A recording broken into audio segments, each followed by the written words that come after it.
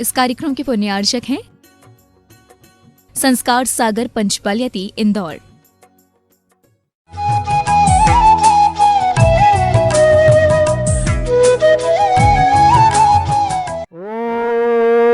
ओम ह्रीं श्रीं क्लीं ऐं वरं वं वं हम सम तम पम वं वं वं वं हम हम सम सम तम तम पम पम झम झम झीं झीं शिं शिं दाम दाम धीं धीं दावे दावे नमो हरते भगवते श्रीमते पवित्र जलेन्द्रि निर्विश्यामि स्वाहा। वम वम हम सम तम पम वम वम मम मम हम सम सम तम तम पम पम झम झम झीं झीं शिं शिं द्राम द्राम द्रीं द्रीं द्रावे द्रावे नमो अर्हते भगवते श्रीमते। ओम ह्रीं क्रों मम पापम खंडे खंडे जय जय द द पच पच पचय पचय। ओम नमो अरम झम झीं शिं हम स ज व ह व पह छाम छीं छूम छे छौ छम छम छीं राम ह्रीं रूं ह्रीं रों रम र द्राम द्रीं द्रावे द्रावे नमो अर्हते भगवते श्रीमते। ठ ठ अस्माकं संत श्रोणी आचार्य गुरुवर विद्यासागर जी महामुनिराज संघस्य श्रीमान आशीष जी चौधरी, आयुष जी चौधरी, अपूर्वा, अदिति, अनन्या, अमोली, अनुषा, विमला, आलोक, समस्त आलक आयुष चौधरी समस्त पथरिया दमोह निवासी सपरिवारस्य श्रीमान सुभाष चंद्र जी, अनिल कुमार जी, आशीष जी, अनिल जी अजमेरा गुवाहाटी आसाम निवासी सपरिवारस्य श्रीमान आलोक जी चौधरी पथरिया दमोह निवासी सपरिवारस्य एवं समशांति आराकर्ता परिवारस्य श्रीरस्तु वृद्धिरस्तु तुष्टिरस्तु पुष्टिरस्तु शांतिरस्तु कांतिरस्तु कल्याणमस्तु स्वाहा। एवं समशांति आराकर्ता परिवारस्य कार्य सिद्ध्यर्थ सर्व विघ्न निवारणार्थ श्रीमद् भगवत अर्हत सर्वज्ञ परमेष्टि परम पवित्राय नमो नमः। समशांति आराकर्ता परिवारस्य कार्य सिद्ध्यार्थ सर्व विघ्न निवारणार्थ श्रीमद् भगवत अर्हत सर्वज्ञ परमेष्टि परम पवित्राय नमो नमः। समशांति आराकर्ता परिवारस्य श्री शांति भट्टारक पाद प्रस्तुता सद्धर्म शिवलायु आरोग्य ऐश्वर्य अभिवृद्धिरस्तु सद्धर्म स्वशिष्य पर शिष्य वर्ग प्रसिद्धन्तु न। ओम ह्रीं श्री विश्वादय श्री वर्धमान पर्यंत चतुर्षितो अनंत भगवंता सर्वज्ञः परम मंगल नाम देया। समशांति आराकर्ता परिवारस्य यामुत्तच्च सिद्धिं तन्वन्तु सद्धर्म कार्येषु यामुत्तच्च सिद्धिं प्रत्यक्षन्तु न। ओम नमो अर्हते भगवते श्रीमते श्रीमत्पार्श्वतीर्थंकराय श्रीमद् रत्नत्रय रूपाय दिव्य तेजोमूर्ते प्रभा मंडल मंडिताय द्वादश गण संहिताय अनंत चतुष्टय सहिताय समो शरण केवल ज्ञान लक्ष्मी शोभिताय अष्टादश दोष रहिताय षट चर्विशत गुण संयुक्ताय परमेष्टि परम पवित्राय सम्यक ज्ञानाय स्वयं उभाय सिद्धाय बुद्धाय परमात्मने परम सुखाय त्रिलोक महिताय अनंत संसार चक्र प्रमोदनाय अनंत ज्ञान दर्शन वीर सुखास्पदाय त्रिलोक वशंकराय सत्य ज्ञानाय सत्य ब्रह्मणे उपसर्ग विनाशनाय घाति कर्म शंकराय अजराय अव्वाय अस्माकं समशांति आराकर्ता परिवारस्य व्याधिं दनन्तु व्याधिं दनन्तु व्याधिं दनन्तु।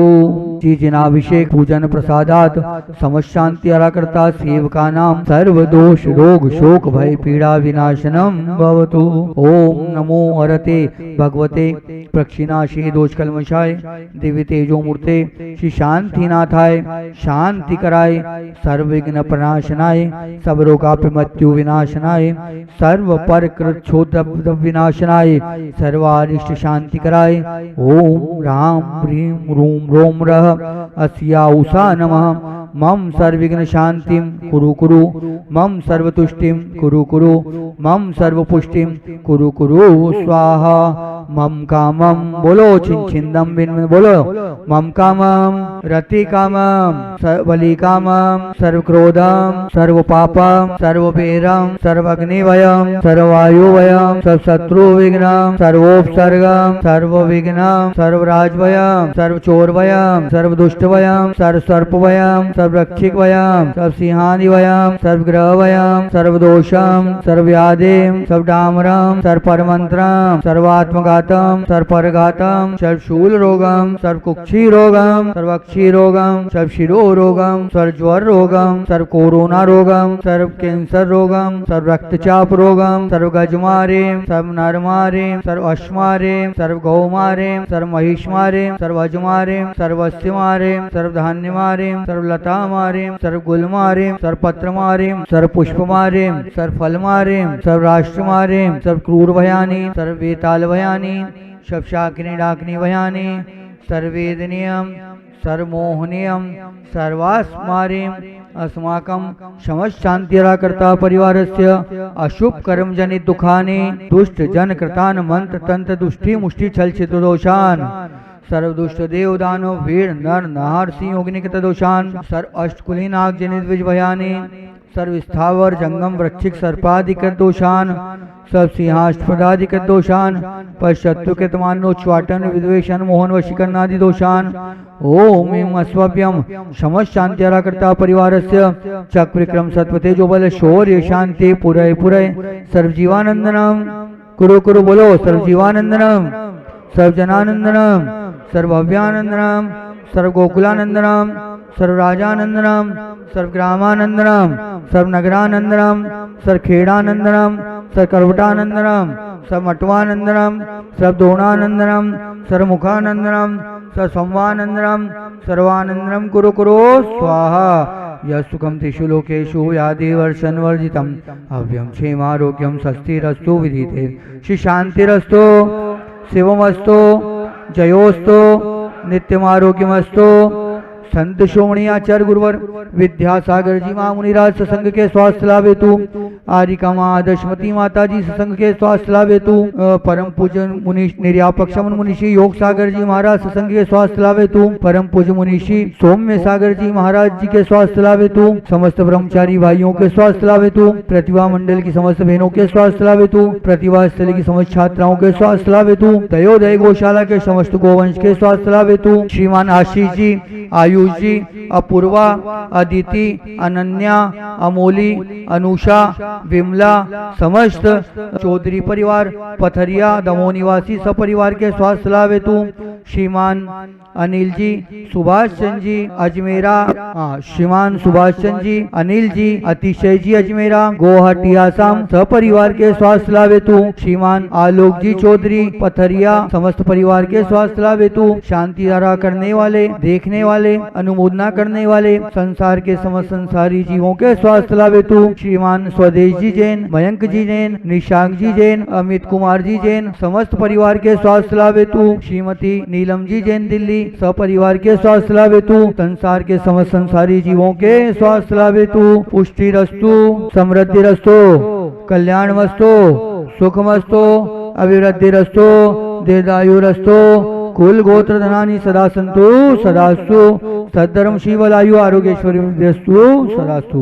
ओम ह्रीं श्रीं क्लीं मर्मस्य उषा अनाथ विद्याय नमोरियंतानम रोम शव शांतिं कुरु कुरु स्वाहा पाशं सिरिपुरवन्दमी पाशं सिरिपुरवन्दमी पत्रं यत्र विहायसि प्रिविपुले स्थातुं क्षणं नाक्षमं तत्रास्ते गुणरत्नरोहणगिरि यो देवदेवो महान् चित्रं नात्र करोति कस्य मनसा दष्टापुरे सिरिपुरे सश्रीपार्श्वजनेश्वरो विजयते दिग्भाससां शासनम पत्र टिके न जहाँ अधर में गुणरत्नों का गिरिवर हो कितना विस्मय किसे नहीं हो चलो देख लो सिरपुर को देवों के भी देव पार्श जिन अंतरिक्ष में शांत रहे युगों युगों तक दिगंबरों का जिन शासन जयवंत रहे। आज हम अपने श्रावक के आचरण पर चिंतन करने की कोशिश करते हैं। श्रावकाचार अनेक लिखे गए हैं। 35 प्रकार के श्रावकाचारों में प्रमुख श्रावकाचार और प्रथम श्रावकाचार रत्नकरंडक श्रावकाचार है। श्रावक और श्रवण दो साधक जैन साधना के मुख्य स्तंभ हैं। इन स्तंभों में जब हमारे श्रावक की बात आती है तो श्रावक शब्द 3 शब्दों से मिलकर के बनता है, 3 अक्षरों से, श्रद्धावान, विवेकवान और क्रियावान। जैसे कि महू शब्द बनता है मिलिट्री हेडक्वार्टर ऑफ वार, इसी तरीके से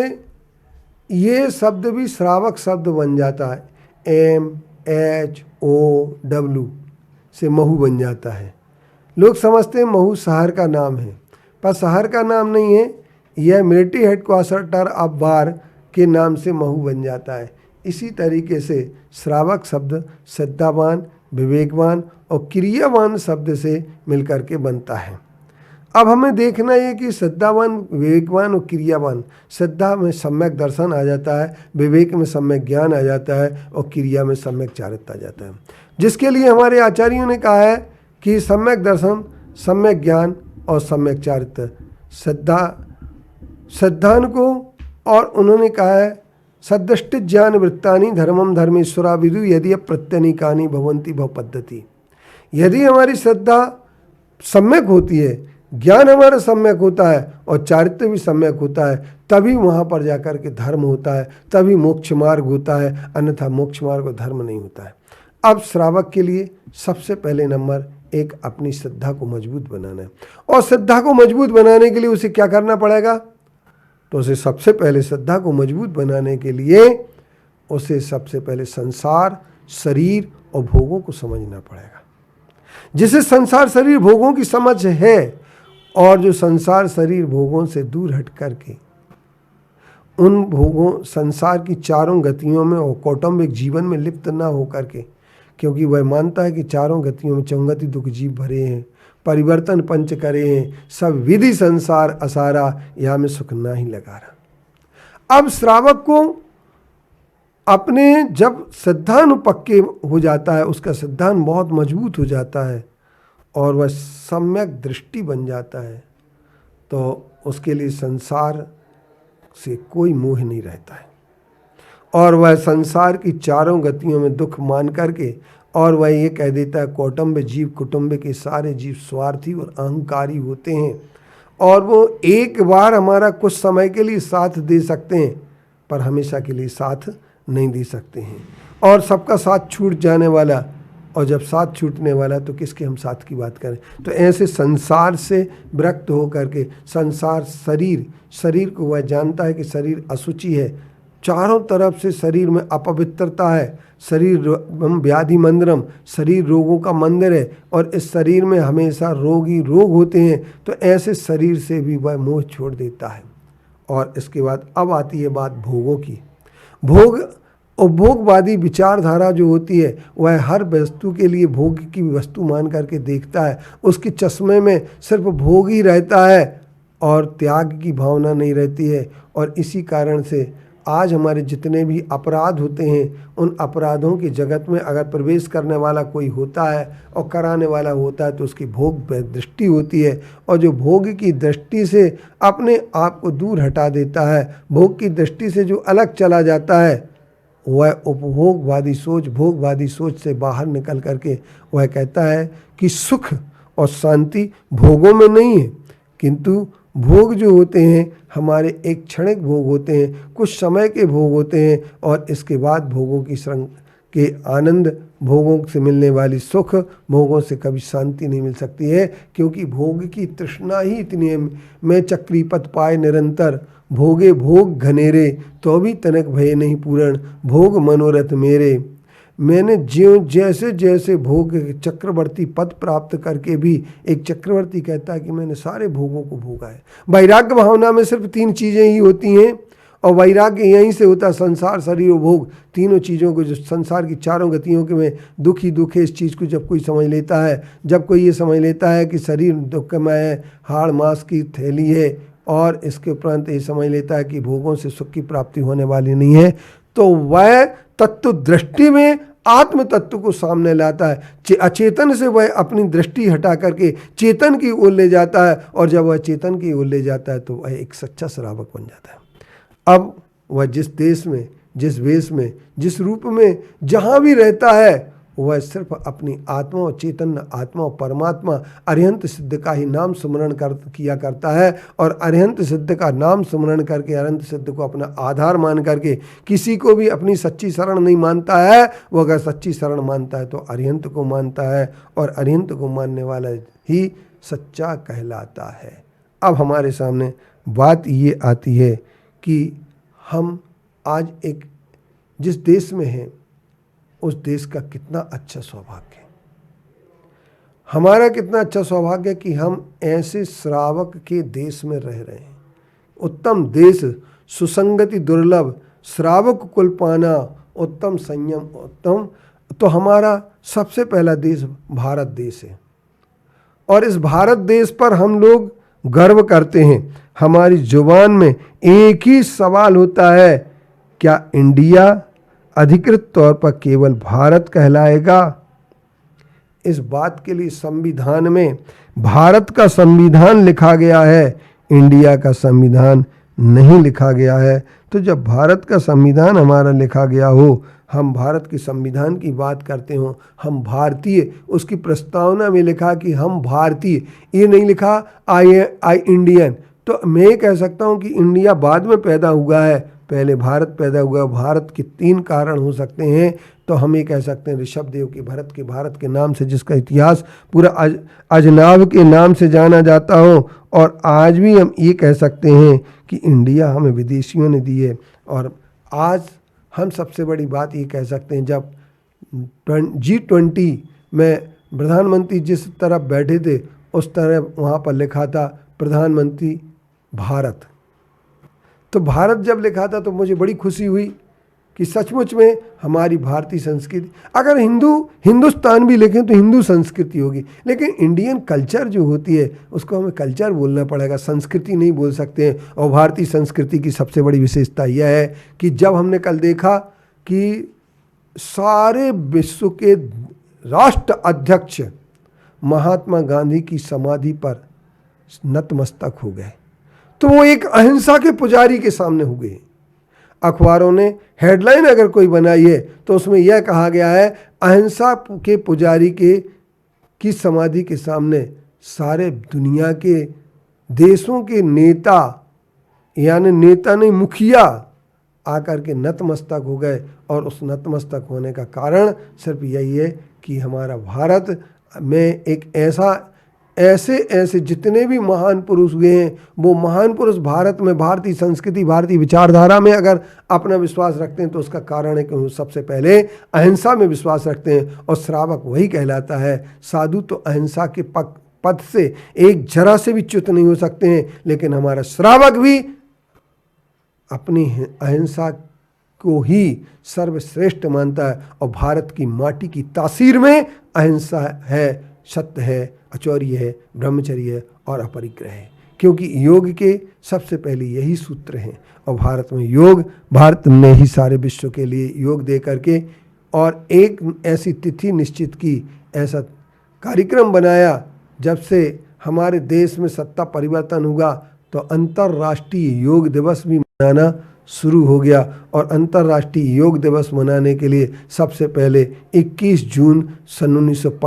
2015 में अंतर्राष्ट्रीय योग दिवस मनाया गया। और इसके बाद आज भी अंतर्राष्ट्रीय योग दिवस मनाया जाता है। तो हम ये कह सकते हैं, भारत ने योग दिया, भारत ने बुद्ध दिया, भारत ने महावीर दिए, भारत ने आदिनाथ दिए, भारत ने तीर्थंकर दिए, भारत ने महान पुरुषों को दिया। और देश की रक्षा के लिए हमेशा देश की अहिंसा संस्कृति को, करुणा को, प्रेम को 7 समुंदर पार तक पहुंचाने का एक बहुत बड़ा उपक्रम किया है। इसलिए हम ये गर्व के साथ कह सकते हैं कि भारत हमसे कह रहा है, मैं भारत हूँ, मुझे भारत ही कहो।